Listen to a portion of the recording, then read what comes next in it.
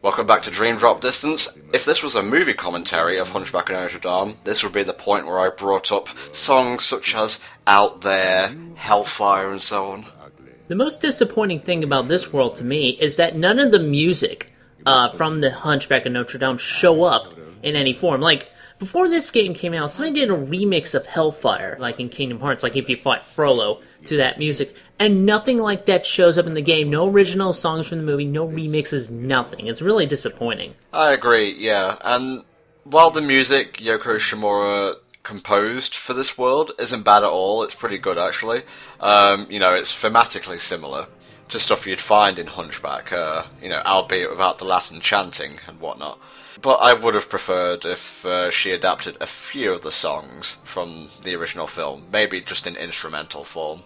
Now, of course, Little Mermaid has to get a whole world full of fucking singing and minigames and shit.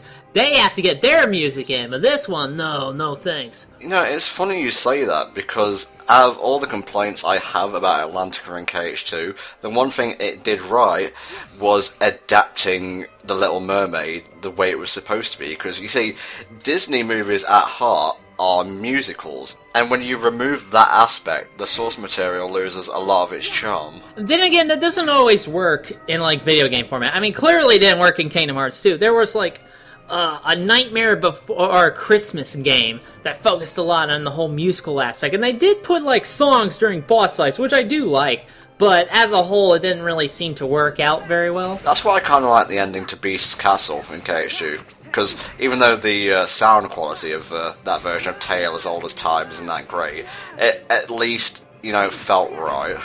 Yeah, that's definitely true. This bit is great. Whee! I never actually did this. I thought this was just a thing for a trailer. I didn't realize you could actually jump off and break every bone in your body, or not, I guess, if you're Sora. That's the power of anime video game protagonists, my friend. And pro tip, while 3D does make sections like, the jump off Notre Dame look really, really purdy, don't turn it on during combat, you'll only get a headache. I'm Phoebus.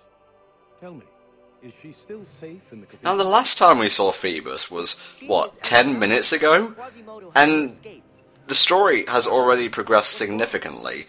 It's such a rushed version of the Hunchback of Notre Dame narrative. There's no other characters for, these people to play off of. It just feels very rushed and empty.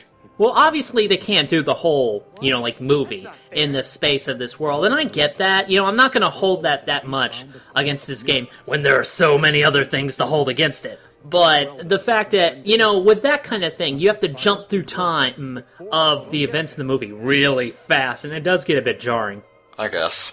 I'm just being a bit overly critical, because, like I said, Hunchback, next to Hercules, is my favourite Disney film. I don't know. She vanished into the streets. Ah, the oft-mentioned gypsy teleportation. A classic. Gave me this pendant. Ooh, that's some nice pixelization on that shadow back there. Yeah, Dream Drop Distance does look pretty good. I would say it looks about the same level as Birth by Sleep. A few extra effects here and there, particularly the 3D. But when you zoom in on things to examine them, like we're doing for this playthrough, a lot of the flaws are highlighted, sadly. Yeah, Quasi, nice. Yes. I'm going to save her.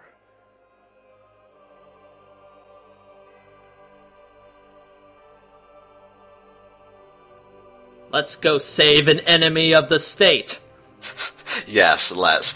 But just going back to Quasi for a second, I'm not sure who voices him in this game, but he does a damn good job. He's no Tom Hulse, who voiced Quasi in Hunchback 1 and the sequel, which will not be named, but he does a good job all the same. You should have set a pause, 1 and 2. Why'd you have to name it, Helldragon? I said 2, that's just the number, that doesn't name it. The name gives it power. That's true, that's true. One day, I will sit down and watch the dreaded sequel, and then it will no longer have power over me. What you have to do here is take out 3 giant flower nightmare Dream Eaters. They are aided and abetted by smaller flower nightmares, and some random flowers which spew poison spores at you, which is a bit out of place, but whatever, they're flowers, they do what they want, really. Now, I do like, since, you know, the city is structured like this, you can bounce off of everything so easily with flow motion. If it just had more people, it would have been, like, freaking amazing, you know? Like soaring over, like, the crowd and whatnot. Yeah, but again, other games have done that better. I also want to mention that now was the particular point where I start to felt the bite of the whole drop meter, because now you're trying to go around, you're trying to find these flowers, and if you're not using drop me knots, now you're doing it on a time limit, which is just pointless, in my opinion, you know? I guess it's something to do with it being a handheld title. It just feels like a handheld limitation, really. Somehow we got HP for beating up a plant. I'm not complaining, but... Well, you know, if you eat your greens, you grow up big and strong. So, Sora just sat down and ate that thing off camera. Delicious.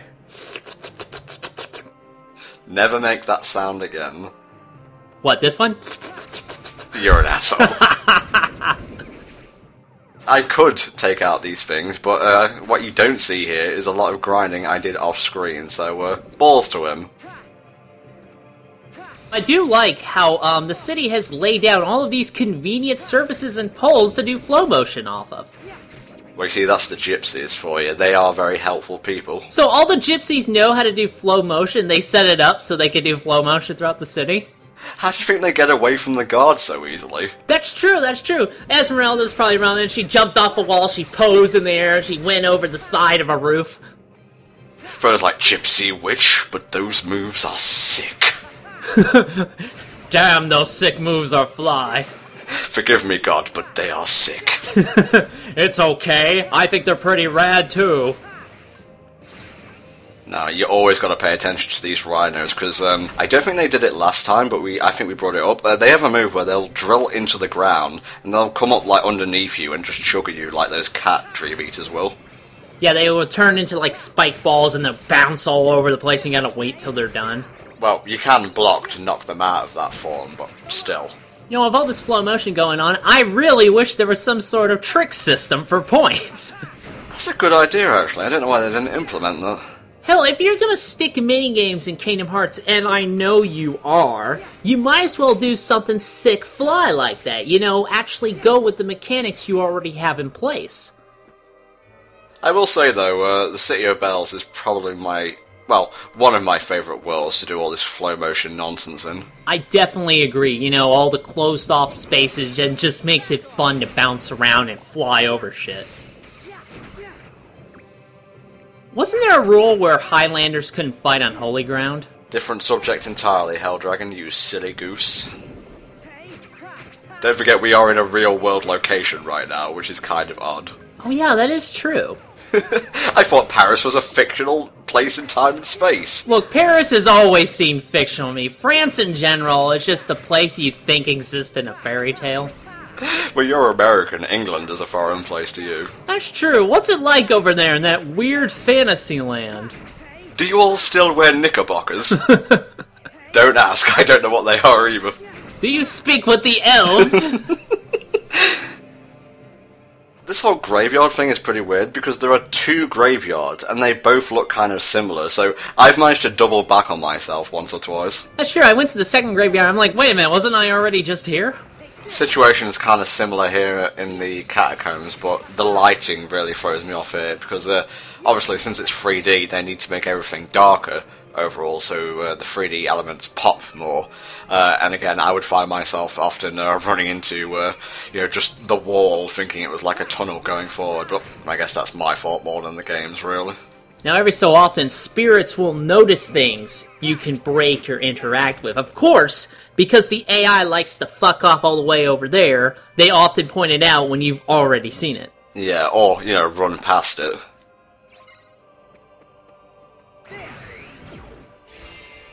I'm going to utilize the power of Jesus to do sick, nasty grinding. Okay, in this case, it's actually useful, the reality shift, to let you get up to this particular thing you have to bust. Yes, use your Tony Hawk's powers to reach the sleep-inducing pot. But yeah, just destroy it, and then you can delve deeper into the catacombs. So it's like Tony Hawk's Pro Notre Dame. Tony Hawk's Pro Dreamer. That would be kind of cool, actually, to have a skateboarding game where you're skateboarding and doing tricks in these weird, tricked-out environments. What, you mean like that one skating minigame in Metal Gear Solid 2? I'm sorry, you'll have to repeat yourself. There was a skating minigame? Yes, there was. I forget what it was, but you could skate around like the big shell and so on. That is goofy, but it does sound fun, I have to admit. You've not lived until you've seen Solid Snake do a flip kick. Now, I suppose if you wanted to impose a handicap on yourself, you could leave the sleep-inducing part alone and try wading through the sleeping gas, but you'd need plenty of drop-me-nuts, I think. I'm not even sure if it's possible to proceed without destroying the part, so just destroy the part. It's the right thing to do. This fucking rhino, I swear to God. If you're not on the endangered species list, I'll soon put you on it, my friend. Well, just get his horns and start selling it. I'm sure there'll be a market soon enough. In this zero NPC economy? Not likely, mate. See what I mean? Quite similar to the first graveyard area, so I got a little bit confused. It's all good though. Let's move. I'm so glad zombie Dream Eaters didn't show up here. It would have added to the excitement factor, I guess.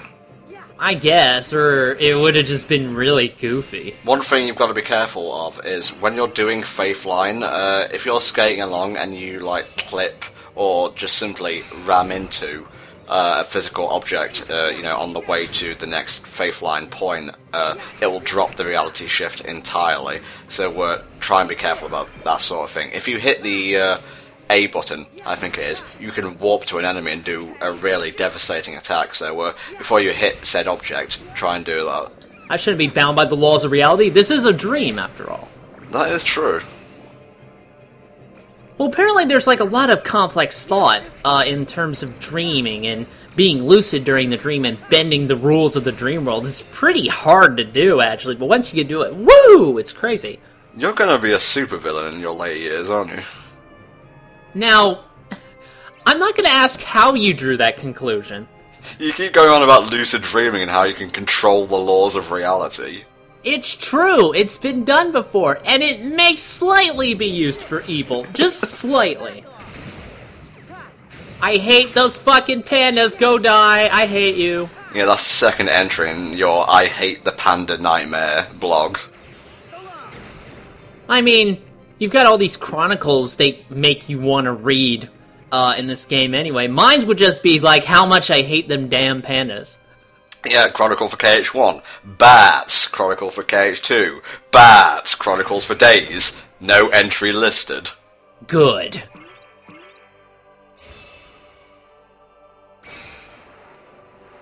Mild sick flight. No, he should be grinding on his Keyblade. I don't have a response for that. Because it's the right one. Every time he goes on the grail, he should put his Keyblade on it and ride it. That would be great, but he doesn't do it. Whatever floats your boat, Helldragon, I guess. I'm just saying, I know how to do it right, and they should have hired me to do their silly anime gimmick.